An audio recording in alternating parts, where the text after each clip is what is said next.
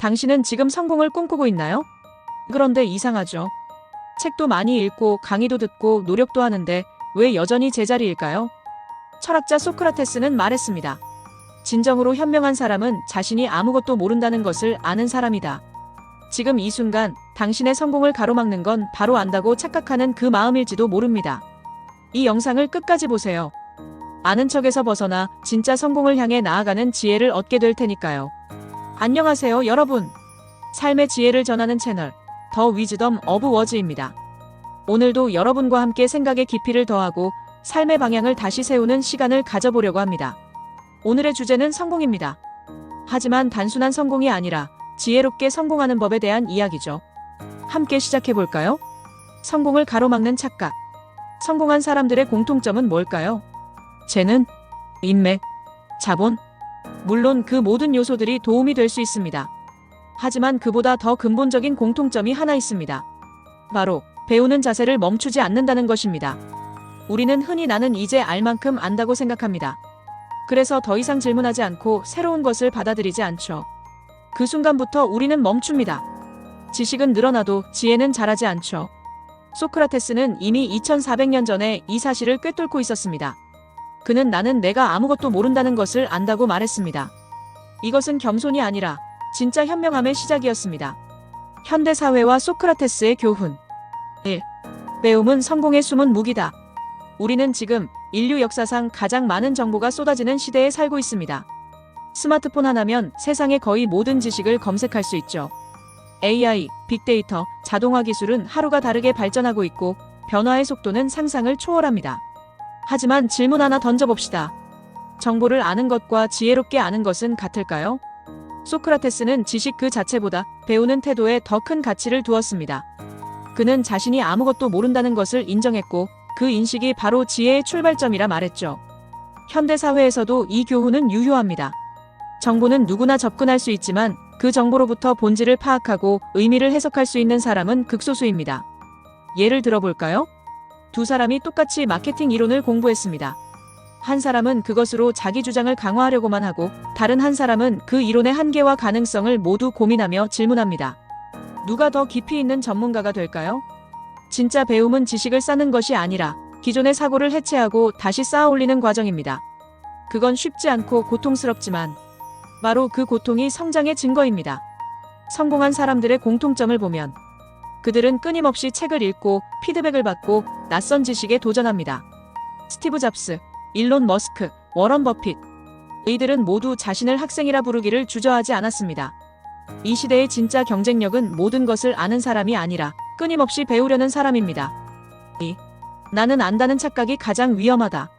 소크라테스가 살던 고대 아테네는 말 그대로 말 잘하는 자가 권력을 쥐던 시대였습니다. 화려한 웅변술, 교묘한 논리, 사람을 설득하는 기술이 중요한 가치였죠. 하지만 소크라테스는 그들에게 정면으로 질문을 던졌습니다. 당신이 말하는 정의는 진정한 정의인가? 당신이 믿는 지식은 어디까지 검증된 것인가? 이 불편한 질문은 당시 사람들을 불쾌하게 만들었고 결국 그는 사형을 선고받습니다. 하지만 역사는 소크라테스를 기억하고 그의 질문을 되새깁니다. 오늘날에도 이 질문은 여전히 중요합니다. 우리는 자주 내가 옳다는 착각에 빠지곤 합니다. 특히 어느 정도 경험이 쌓이면 나는 이 분야에 대해 충분히 알고 있어라는 마음이 생깁니다. 이것이 바로 성장의 가장 큰 적입니다. 성공은 언제나 다 안다는 착각이 아니라 아직도 더 알아야 한다는 불안에서 출발합니다.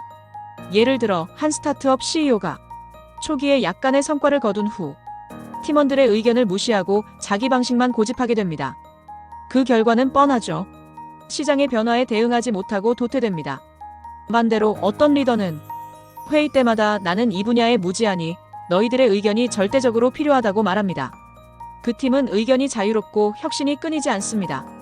나는 안다는 착각은 눈을 가리는 안개입니다. 지식은 많아도 지혜는 멀어지게 만듭니다. 자신의 한계를 인정할 수 있는 용기, 그것이 바로 진짜 성공의 씨앗입니다. 3. 성공하고 싶다면 실패를 인정하는 법부터 배워라. 우리는 성공을 말할 때 대부분 결과만 봅니다. 수익, 명예, 트로피, 박수. 하지만 진짜 중요한 건 그 이면의 실패의 연속입니다. 성공한 사람들의 전기를 보면 그들은 공통적으로 수많은 실패를 겪습니다. 하지만 그들은 실패를 부끄러워하지 않습니다. 오히려 실패해서 더 많이 배우죠. 왜일까요? 그들은 자신이 완전하지 않다는 걸 인정하기 때문입니다. 소크라테스도 마찬가지였습니다. 그는 언제나 질문했고 질문을 통해 스스로의 오류를 발견하길 원했습니다. 현대사회는 실패를 부정적으로 보는 경향이 있습니다. 입시, 취업, 창업. 한 번의 실패로 낙인이 찍히고 좌절하게 되죠. 하지만 실패를 인정하지 않으면 진짜 성공은 영영 오지 않습니다. 실패를 통해 우리는 스스로를 돌아보고 방향을 수정하고 더 나은 전략을 세울 수 있습니다. 예를 들어볼까요?